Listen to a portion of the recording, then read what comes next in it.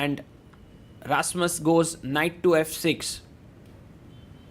You have knight coming out to c3 and pawn to c5 played.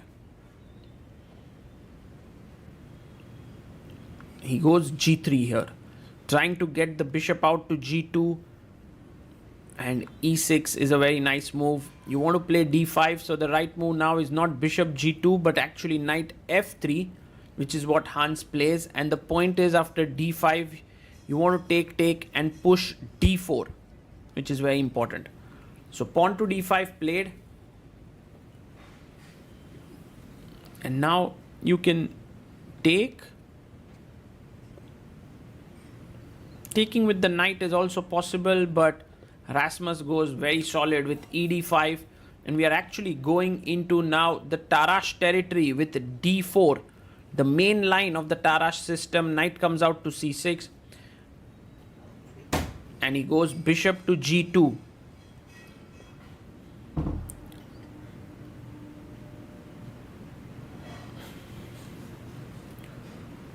Now pawn takes pawn is taken here,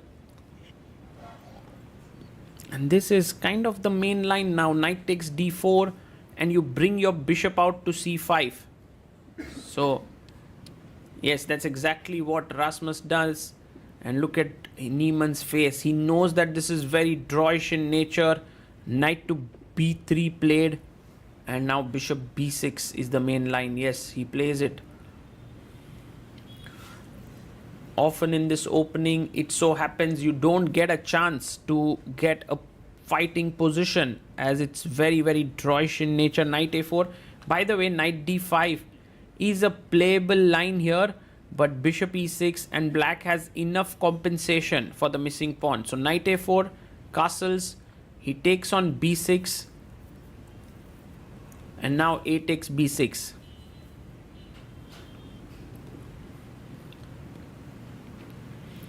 Hans brings his bishop out to e3. Rook comes to e8. Now you should be careful. Rook takes e3 is a possibility, but Hans is not impacted. He goes short castles here, and now pawn to h5. He's trying to create play on the king side. h3 played, so that if h4 you meet it with g4, and the knight jumps into e4. Now tactics here, knight takes g3 is possible, f takes g3, and rook takes e3. So have to be careful. Hans quietly plays his bishop to d4, and bishop f5 played here. He goes pawn to e3,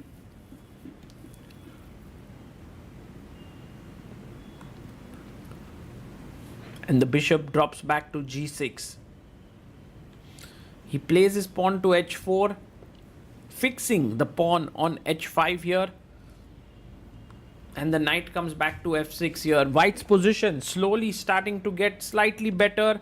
Hans plays his pawn to a3 so that later it won't be hanging when he moves the rook. Knight takes d4, and he takes back with the knight.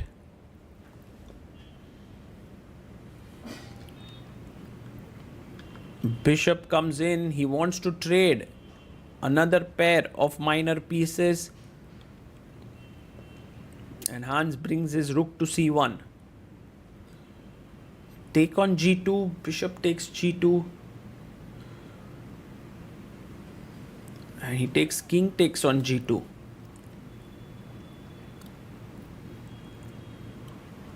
He brings his rook to c8, offering a trade. And he takes rook takes rook.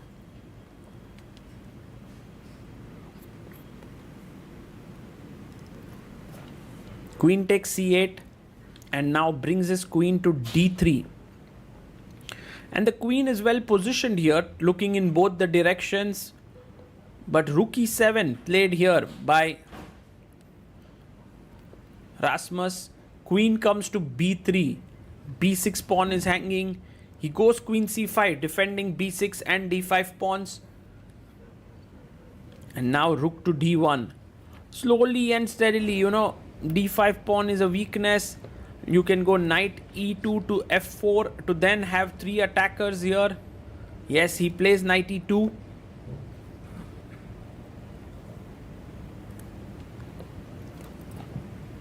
And rook comes into e4.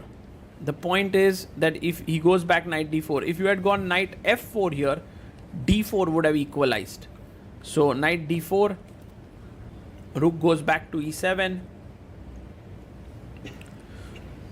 Rasmus would be happy with the draw, but Hans isn't. He's now threatening rook c2. Knight jumps into e4. And he plays rook to c2, taking over the c file. The knight on d4 cannot be disturbed. The b6, d5 and b7 pawns are a bit weak. So clearly white is for choice. But black's position has good defensive chances. A check to the king. The king moves up to g7.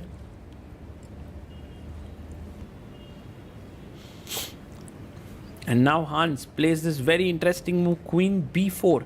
He's ready to trade queens, but Rasmus denies it. And I'm not so sure.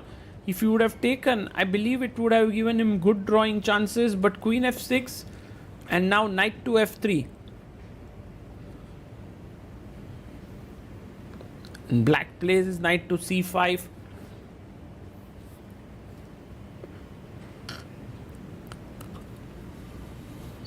And Hans now manages to trade queens. He takes queen here. Rasmus knight takes is kind of important to not spoil the structure. So knight takes d4.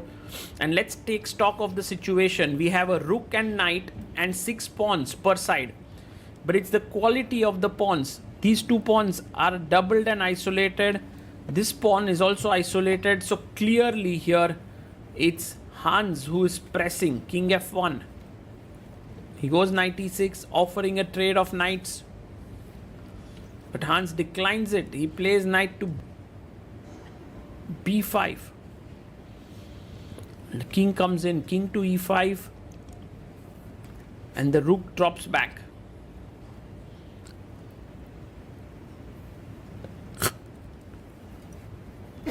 Rook comes up to d7. And you can see slowly and steadily Hans bringing in his pieces. We are going to reach move number 40 now.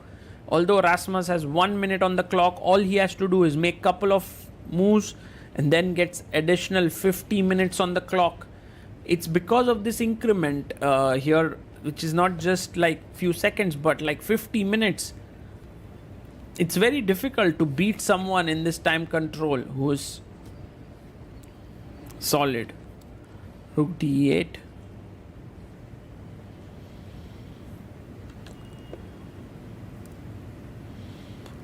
He's waiting here, waiting for the opportunity to arise to pounce in. But Rasmus is just moving his rook back and forth. And rook to b3. You can see Hans has 55 minutes, Rasmus has 45 minutes on the clock. The knight goes to c5, attacking the rook.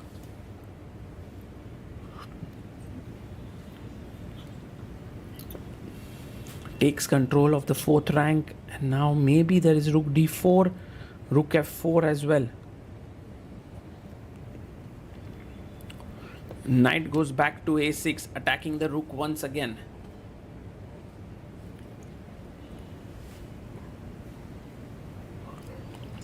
And now rook a4.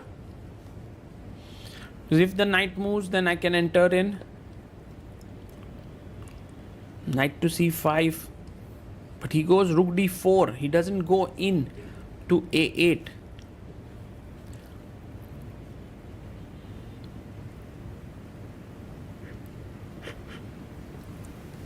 The knight jumps into e4 here.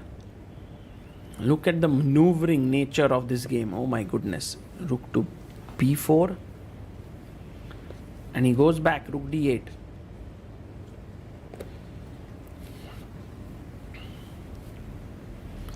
He comes back, knight to d4. This time, very concretely attacking the b6 pawn. There's only one move left here for black to be closer to equality than losing, is rook to d6.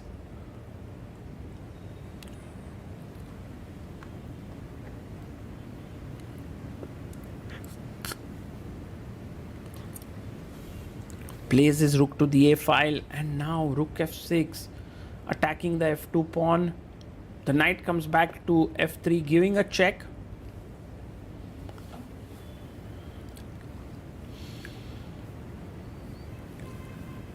And Rasmus goes back king to d6. Well, in general, Hans has not been able to break through. So rook d4.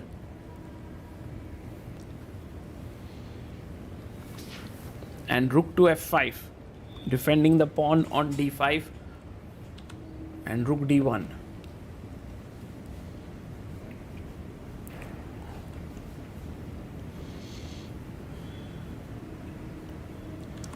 Goes rook to f6 here.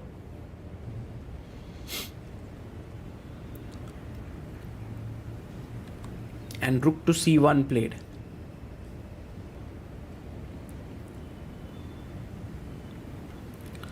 Somewhere black needs to do something active, but Rasmus is not in the mood to do something. He's just waiting here because the knight is also tied up. f2 is hanging. He goes rook g1. And I'm not so sure where he wants to head. I think he wants to head rook g2, knight d4, and then push it away. And rook to g2. There you see, defending the pawn on f2. Knight comes back to c5.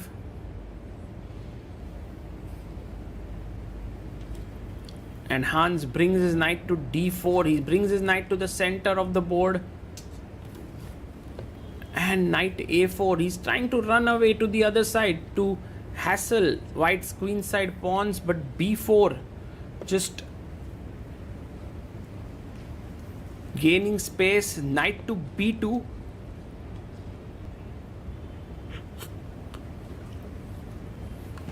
And he comes back rook to g1, and now this knight would have loved to come back to the e4 square to attack f2, but it's too far away. And therein Hans Niemann has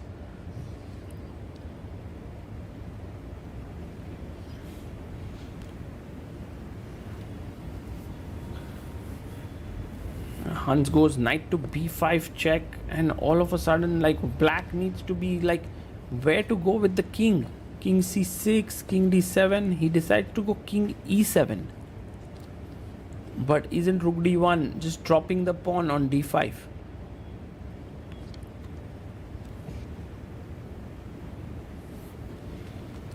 So he goes rook d1, attacking the d5 pawn.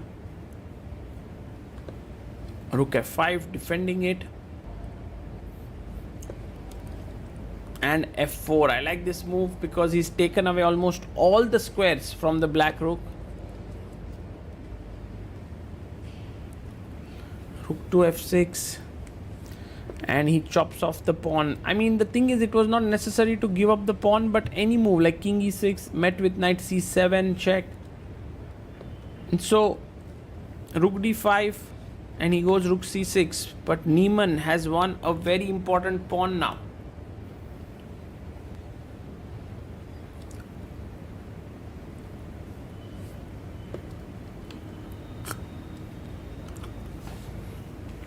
The king is trying to come into the game. Knight to b2.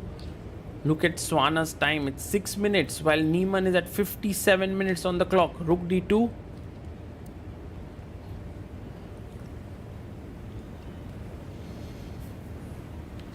And he plays his knight back here. Still some technical effort, because it won't be so easy.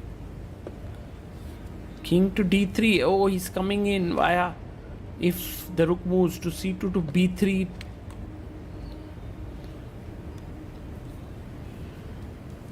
and now rook c2, offering a trade of rooks.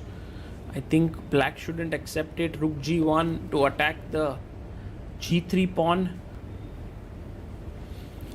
But there are more weaknesses for black to take care of than white. So king f8. And now a very important move, king d4.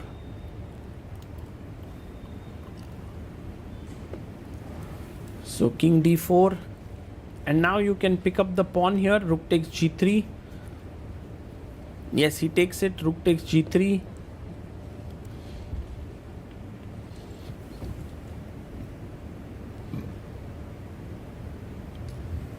And knight to d6 played. What a nice move. Attacking the pawn on f7.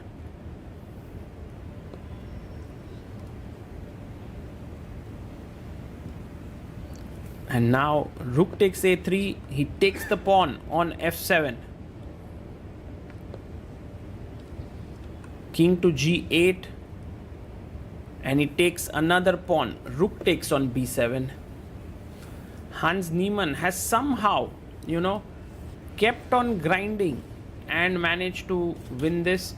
Maybe a good idea is to get the king in. He goes b5. The pawn is defended by the knight. But now black goes after another pawn on h4. Knight to c8. And what Hans has realized is that he can lose these pawns here. But if he loses the b6, if he wins the b6 pawn, he would be better. Check.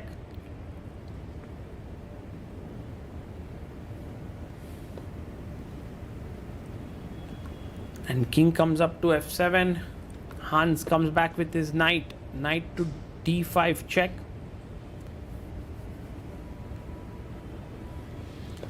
The king goes back to e8. And it's time to advance the pawns here. He's waiting. He does go e5. e5 is on the board.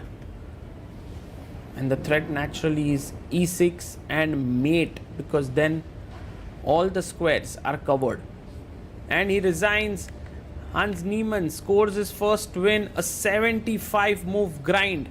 Not at all easy game for him, but he managed to strike, and this is the win he needed to get himself into the tournament. 2 out of 3, and will be interesting to see how this tournament shapes up for him. Hans of course believes in himself and backs himself that he can reach the candidates, but it's not going to be easy to keep winning games here. For now, this one was against a very strong opponent, Rasmus Svane, and best wishes to both the players. For now, this is Sagar Shah signing off. Bye bye.